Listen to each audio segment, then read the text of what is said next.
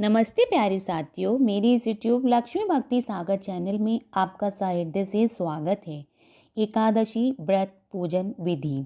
पूजन करने वाले स्त्री पुरुष प्रातः स्नान करके स्वच्छ पीले या सफ़ेद रंग की धोती दुपट्टा यज्ञोपवित्र धारण करें। पूजन प्रारंभ करने से पहले अपना मुख पूर्व दिशा की ओर करके बैठना चाहिए। पत्नी को दाहिनी ओर बिठाकर गांठ जुड़वाकर पूजन प्रारंभ करें। कुशा या आम के पत्तों से अपने ऊपर तथा पूजन सामग्री पर जल छिड़कें। 3 बार आचमन करें, हाथ धो लें, पवित्री पहने और मंत्र पढ़ें। हाथ में अक्षत फूल लेकर भगवान का और गरुण का आवाहन करें।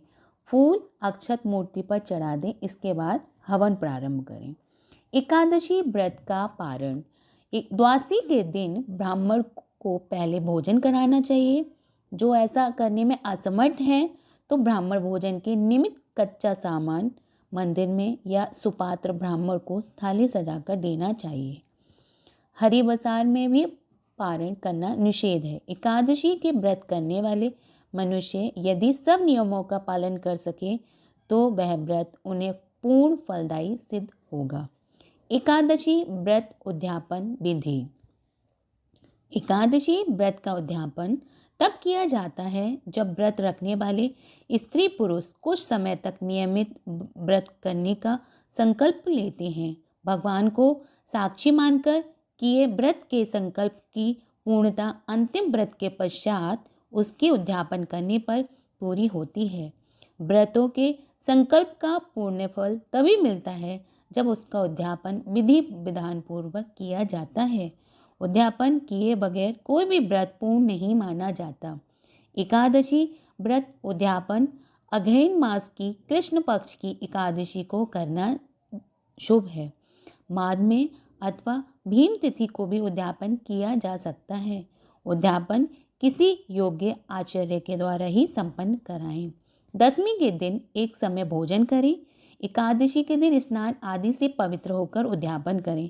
एकादशी के व्रतों का उद्यापन करते समय भगवान विष्णु की विशेष रूप से पूजा आराधना तो की ही जाती है, हवन भी अनिवार्य रूप से किया जाता है। उद्यापन वाले दिन व्रत धारक को सपत्नी स्नान करके स्वच्छ सफ़ेद वस्त्र धारण करने चाहिए। पूजा स्थल को सुंदर रूप से सजाकर और सभी पूजन सामग्री निकट रखकर भगवान विष्णु और लक्ष्मी जी की आराधना करनी चाहिए। पवित्रीकरण, भूत शुद्धि तथा शांति पाठ के बाद गणेश जी के पूजन आदि की सभी क्रियाएं की जाती हैं। एकादशी व्रत उद्यापन पूजा में कलश स्थापना हेतु तांबे के कलश में चावल भरकर रखने का शास्त्रीय विधान है। अष्टदल कमल बनाकर भगवान विष्णु और लक्ष्मी जी का ध्यान तथा आह्वान तो किया ही जाता है, बल्कि भगवान कृष्ण, श्री राम, अग्नि देवता, इंद्र देवता, प्रजापति, विश्वदेवों, ब्रह्मा जी आदि का भी आह्वान किया जाता है। इसके बाद मंत्रों का स्तवन करते हुए एक एक करके भगवान को सभी सेवाएं और वस्तुएं अर्पित की जाती हैं और इसके बाद हवन किया जाता है। वास्तव में ये सभी क्रियाएं पूजन कराने वाला ब्राह्मण ही कराता है। हवन के बाद आचार्य को पूजा में प्रयुक्त सभी वस्तुएं, 5 कपड़े, जूता, छाता, 5 बर्तन और पलंग सहित सभी बिस्तर तथा घरेलू उपयोग की वस्तुएं देने का विधान है।